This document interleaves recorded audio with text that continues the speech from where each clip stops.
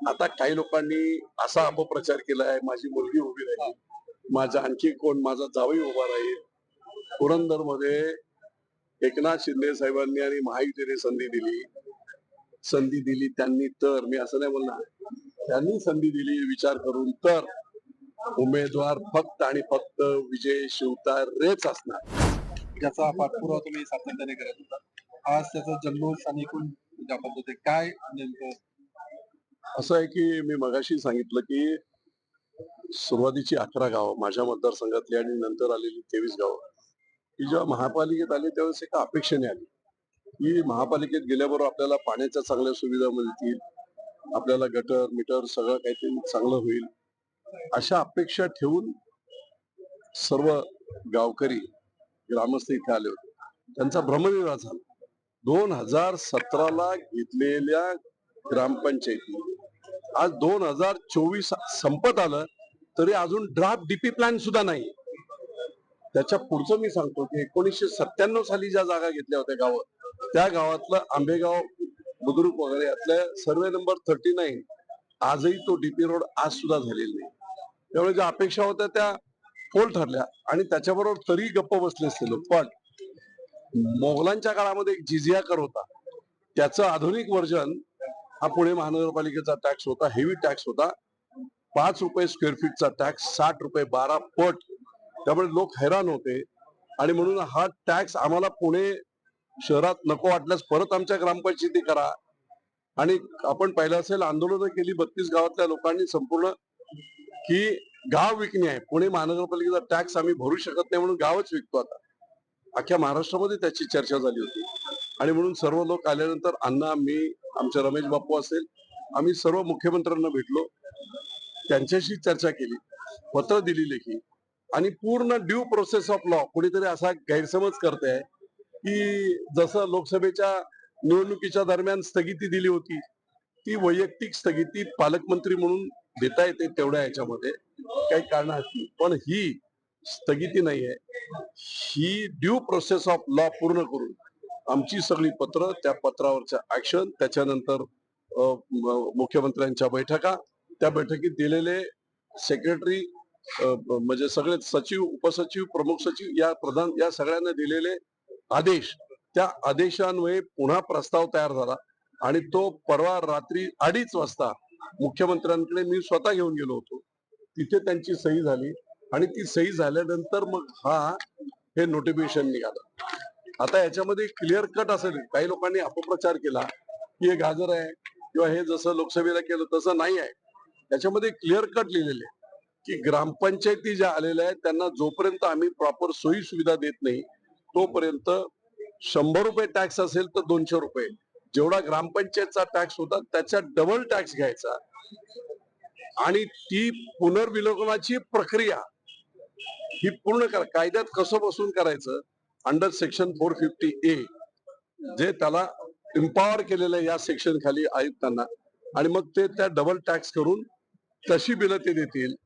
तोपर्यंत जरी ते पुनर्विलोकन करायला जो काय वेळ लागेल त्या काळामध्ये ही जर बिलं स्टँडिंग असतील तर ती अटॅक होतील, आणि म्हणून त्या बिलांना स्थगिती तोपर्यंत, जोपर्यंत पुनर्विलोकन होऊन नवीन बिलं होत नाही तोपर्यंतची स्थगिती आहे. ही स्थगिती पुनर्विलोकन करून 100 रुपयाचे 200 रुपये, जेवढा ग्रामपंचायतचा डबल करा, ही प्रक्रिया पूर्ण होईपर्यंतची स्थगिती, आणि प्रक्रिया पूर्ण झाल्यानंतर रेग्युलर बिलं तीच येईल. पण या सगळ्या निर्णयानंतर अशा पद्धतीने बोलत की विधानसभा निवडणुकीच्या तोंडावरती 32 गावातल्या मतदानावर कुठेतरी लोक किती हैराण होते. मी तुम्हाला एक उदाहरण देतो. अमित हरपळे, त्याला इलेक्शन लढायची होती त्या काळामध्ये 1.5-2 वर्षापूर्वी कॉर्पोरेशनची. 3 लाख जो त्याचा टॅक्स होता त्याच्या एका मिळकतीला, त्याला टॅक्स आला 39 लाख रुपये, आणि इलेक्शन लढताना टॅक्स बाकी असेल तर डिफॉल्ट होईल, भरला त्याने 39 लाख रुपये. 15 लाख रुपये ज्या दुकानाचं भाडं आहे वर्षाचं, त्याला टॅक्स आलाय 28 लाख रुपये. त्यामुळे त्याची जी आकडेवारी जी होती ती इतकी भयानक होती. रेसिडेन्सला 2 रुपये 60 पैसे होता, तो यांनी 16 रुपये केला होता. त्यामुळे 8-8, 10-10 पट, 12-12 पट टॅक्स केला होता. लोक हैराण होते, आणि म्हणून त्याच्यातून कायदेशीर मार्ग काढून प्रपोजल करून नगर विकास मंत्री म्हणून, मुख्यमंत्री म्हणून ज्या काय इन्स्ट्रक्शन्स संबंधित अधिकाऱ्यांना देऊन त्या प्रोसेस करून त्याची प्रोसेस फाईल पुन्हा मुख्यमंत्र्यांकडे जाऊन त्या निर्णयावर त्यांची सही होऊन मग हे जसा जी आर निघतो एखादा निर्णय हा नोटिफिकेशन, त्यामुळे तसंच प्रकारे हे केलेलं आहे. तर कोणीही गैरसमज करण्याचं कारण नाही. जोपर्यंत पूर्ण सोयी सुविधा होणार नाही तोपर्यंत आणि मग ते निर्णय होत जातील पुनर्विलोकन करत. लोकांना शाश्वती देतो. मुख्यमंत्र्यांनी घेतलेला हा निर्णय प्रचंड संवेदनशील पद्धतीने घेतला. त्यांनी ते बोर्ड वाचले होते गावं विकण्यात वगैरे म्हणे मी गावं विकू देणार नाही, मी टॅक्स कमी करेन, मी मार्ग काढेल त्याच्यामध्ये. आणि त्यांनी शब्द पाळला. मी कोण शब्द पाळणार? शब्द पाळणारे मुख्यमंत्री तिकडे माझ्याकडे सुद्धा देवाची उळी फुरसुंगीच्या नगरपालिकेच्या संदर्भात टॅक्सच्या संदर्भात ते जे निर्णय घेतले तेच आता सर्व ठिकाणी लागू झाले. पण त्यावेळेस थोडस घाईमध्ये झालं होतं. 450 सेक्शन आलं नव्हतं. ते आता या 450 सेक्शन अंतर्गत म्हणजे माझ्याकडे सुद्धा आता जी चालू असलेली कामं आहेत ती करावीच लागणार. ज्या सोयी सुविधा जोपर्यंत हस्तांतरण होत नाही तोपर्यंत द्यावेच लागणार. पाणी पुरवठा असेल, मलनिस्सारण असेल, या सगळ्या गोष्टी द्याव्या लागणार. जे प्रकल्प पास झालेले आहेत ते करावे लागतील. त्याच्यासाठी निधीचा जो भाग आहे तो पुढे शासन आणि पुणे महानगरपालिका बघून घेईल. पण अंडर 460 450A दोन एंटिटी वेगळ्या झाल्या. देवाची उळी फुरसुंगी ही वेगळी नगरपालिका झाली. पुणे महानगरपालिकेत तिथे पैसे टाकू शकत नव्हती, ही वेगळी एंटिटी होती. आणि म्हणून या सेक्शनच्या खाली राज्य सरकारला आयुक्तांना डायरेक्शन देण्याचे अधिकार आहेत. त्या अधिकारानुसार हे दिलेलं आहे. त्यामुळे अगदी सगळ्या ठिकाणी प्रॉपर सगळं काम झालेलं आहे. हा जुमला नाही, हे राजकारणासाठी नाही. बोलणाऱ्यांना म्हणाव तुम्हाला जर काही वाटत असेल तर ते जरा टॅक्स भरा ना, तो 12 पट आलेला टॅक्स भरा ना तुम्ही. तुम्हाला जर काय अडचण वाटत असेल तर जा भरा लोकांचा टॅक्स तुम्ही. जे निव्वळ राजकारण म्हणून मी जेव्हा नगरपालिका गेली त्यावेळेस सर्व पक्षीय लोक आले होते सोनाईला असतात, सगळ्यांची भाषणं. आणि नंतर राजकारणात भाव कुठेतरी शिवसेनेला महायुतीला फायदा होता असं चित्र दिसल्याबरोबर दुकानं लावली, हायकोर्टात गेले, चीफ जस्टिस कडे गेले, चीफ जस्टिसने फेटाळून लावल्या त्यांच्या याच्या. त्यामुळे शेवटी न्याय हा लोकांसाठी असतो, कायदा हा लोकांसाठी असतो. खूप चांगल्या पद्धतीने मुख्यमंत्री महोदयांनी, उपमुख्यमंत्री अजित पवारांनी सगळ्यांनी याच्यात साथ दिली. मी त्यांचं अभिनंदन करतो. मी मीडिया झालो, अण्णा मीडिया झाले, रवीश बिप्पू, आम्ही यांचे रिप्रेझेंट करणारा वकील लोक आम्ही झालो. पण निर्णय घेणारे शेवटी ते होते. आणि म्हणून महायुती सरकारच्या दोन्ही उपमुख्यमंत्र्यांचं आणि मुख्यमंत्र्यांचं मी मनपूर्वक असं आभार मानतो, कौतुक करतो, त्यांचं अभिनंदन. पक्षांनी दावे सगळ्याच मतदारसंघात सर्व पक्षांनी केलेले आहेत. तो त्यांचा अधिकार आहे. ज्याच्या आता आमचे सिटिंग आमदार भाजपचे अण्णा आहेत, आमचे बापू बोलतायत, मी आम्हाला सुद्धा अरे 40 वर्ष 30 वर्ष जो माणूस काम करतो त्याला मागायला अधिकार आहे ना. तर मागितलं तर मग नाही दिलं बाबा तर पुढच्या वेळेस काहीतरी मिळेल. MLC जागा ठेवली ना माझी. त्यामुळे त्यामुळे त्यामुळे या सगळ्या गोष्टी होत असतात राजकारणात. शेवटी महायुतीचा निर्णय, तिन्ही नेत्यांनी घेतलेला निर्णय हा शिरसामान्य असेल सगळ्यांसाठी, माझ्या सकट सगळ्यांसाठी. आणि निश्चितपणे महायुतीचं सरकार परत आणण्यासाठी आम्ही सर्व कार्यकर्ते कटिबद्ध आहोत. दिवस रात्र काम करतायत. लाडकी बहीण योजना, कोणीही कधी विचार केला नव्हता की ग्रामीण भागातील एखादी सोन्याचा चमचा तोंडात घेऊन जन्म घेतलेल्या महिलेला लाडकी बहीण योजनेचे 1500 रुपये करणार नाहीत. पण माझ्या काळदरी गावात एखाद्या रिमोट विलेज मध्ये एखाद्या महिलेला इंजेक्शन घ्यायला सासवडला जायचं असेल, सरकारी दवाखान्यात फ्री, पण 25 रुपये हाशिलाला नाही एसटीला. ही अवस्था आजही बऱ्याच ठिकाणी शेतकरी वर्गामध्ये, शेतमजुरामध्ये आहे. आणि म्हणून त्यांचा मान सन्मान राखण्यासाठी आता मी बऱ्याच ठिकाणी म्हटलं की देवदर्शन फिवदर्शन चालू होतं. ते काय होतं, निवडणुका आल्या की मतांचा जोगा मारणारे, चला बाळू मामाला, चला कोल्हापूरला, चला आणखी कुठे.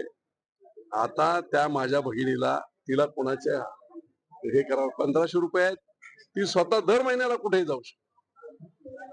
देवदर्शन योजना सरकारने केली आहे, वयोश्री योजना सरकारने केली आहे, स्टायपेंडची योजना सरकारने केली आहे, एसटी महिलांसाठी आधी केलेली आहे. हा, अशा अनेक योजना. लोक प्रत्येक घरात कुठच्या ना कुठच्या मार्गाने इन्कम व्हावा. तरुण लाडका भाऊ म्हणजे स्टायपेंड वाला आहे. जर तो ग्रॅज्युएट असेल तर त्याला 10,000 मिळतील. तो डिप्लोमावर असेल 8,000 मिळतील. तो 12वी असेल 6,000 मिळेल. लाडक्या बहिणीचे पैसे घरात वयस्कर माणूस आहे त्याला वयश्री योजनेअंतर्गत 3,000 रुपये वर्षाला मिळतील. 6,000 रुपये शेतकऱ्यांना स्टेट गव्हर्नमेंटचे आणि 6,000 रुपये केंद्र सरकारचे 12,000 त्यांना मिळत आहेत.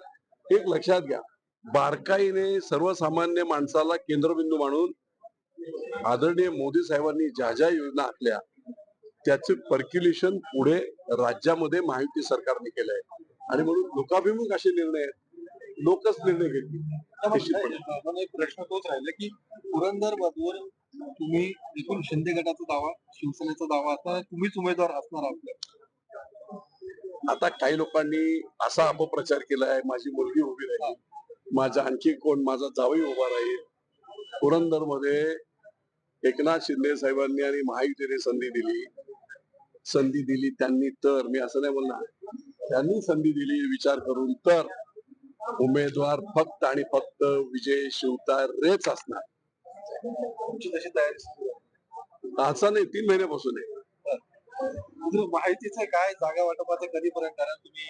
नाही, आता जवळ आला, आता काय, आता फॉर्म भरायचा वेळ आला 22-24 तारीख. तरी अजून जागा वाटपाचा फॉर्म्युला जाहीर होय, सगळं झालेलं आहे. काय 5-10% ठिकाणी हे होतं, त्या प्रक्रियेमध्ये आम्ही सगळे आहोत. तर निश्चितपणे खूप खेळीमेळीच्या वातावरणामध्ये कुठच्या सीटला कोण जिंकू शकतो, सरकार आलं पाहिजे हे मेरिट लावून निश्चितपणे तिन्ही नेत्यांनी हेच मेरिट लावलेलं आहे की तिथे कोणाची सीट आहे, कोण त्याच्यापेक्षा कोण जिंकू शकतो आणि त्या हिशोबाने सगळे सरकार आलं पाहिजे. निश्चितपणे सरकार येईल.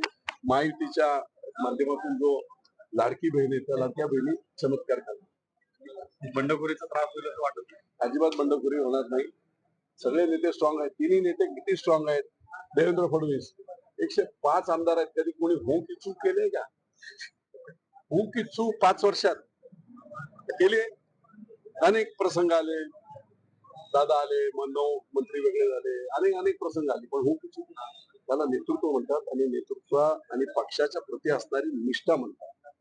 त्यामुळे तसे ते आमच्याकडे एकनाथ शिंदे काय जे ते सांगतील ती अल्टिमेट, जसं बाळासाहेबांचे शब्द अल्टिमेट होते ना, त्याच्यानंतर शिंदे साहेबांचे शब्द. मी नेहमी बोलतो की या पक्षामध्ये पक्ष नेतृत्वात बदल झालाय. शिवसेना तीच आहे, धनुष्यबाण तेच आहे.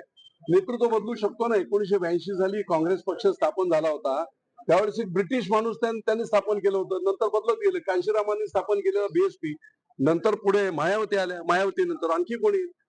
ही प्रक्रिया आहे आणि त्या प्रक्रियेचा एक भाग म्हणून पक्ष नेतृत्वात बदल झालेला आहे असं माझं मत आहे. त्यामुळे बाळासाहेबांनंतर जी निष्ठा, ज्या प्रकारे शब्दाला जे बोलेल मुख्य नेते एकनाथराव शिंदे जे बोलतील, एक बरं सुद्धा कुठचा कार्यकर्ता काढणार नाही, आमदार काढणार नाही, एवढे आम्हाला. तसंच अजितदादांचं तसंच आहे.